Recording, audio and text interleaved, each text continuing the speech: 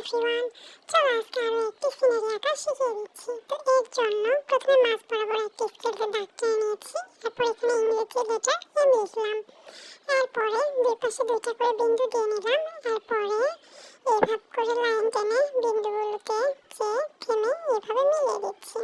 এরপরে আবারও দুইটা আঁক দিয়ে এরকম ভাবে মিলিয়ে দিলাম। এরপর মাঝে দুইটা বড় আঁক, দুই সাইডে দুইটা ছোট ছোট আঁক দিয়ে নিচ্ছি। এরপরে আমি এই সাইড থেকে এরকম ভাবে ছোট ছোট এখানে গাছ অঙ্কন করছি, দেখতে পাচ্ছ। তো এম থেকে হয়ে গেল অনেক সুন্দর দুইটা ঘর। আর তারপরে আবার দুইটা বিন্দু দিয়ে নিলাম। এরপর এইভাবে লাইন টেনে নেব। এরপরে চারটা বিন্দু দিয়ে নিচ্ছি, এরকম ভাবে লাইন টেনে নিচ্ছি। এরপরে এখানে আবারও দুইটা বিন্দু দিয়ে নিলাম এবং ঘরের দরজা আঁকিয়ে নিলাম। এরপরে চারটা বিন্দুতে এরকম ভাবে জানালা লাগাইলাম। এরপরে এখানে এখন আমি ভি লেটার লিখলাম।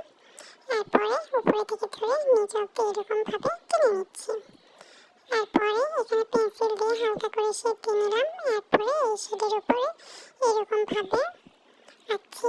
এটা হচ্ছে মূলত গাছের পাতা। এই তো হয়ে গেল আমার অনেক সুন্দর একটি গাছ আঁকানো। এরপরে এখানে ইংলিশের ও লেটার লিখছি। এরপরে এটা গাঢ় করে দিব। হয়ে গেল একটি সুন্দর সূর্য। এরপরে এখানে এখন আমি সূর্যের রশ্মি দিয়ে দিচ্ছি। এই তো। এরপরে নিচে এটা মূলত একটা নদী, এই জন্য নদীতে আমি এরকম ভাবে পানি আঁকিয়ে দিলাম। এরপরে আবারও দুইটা বিন্দু দিব এবং এরকম ভাবে হাত ঘুরিয়ে ঘুরিয়ে নৌকা অঙ্কন করছি।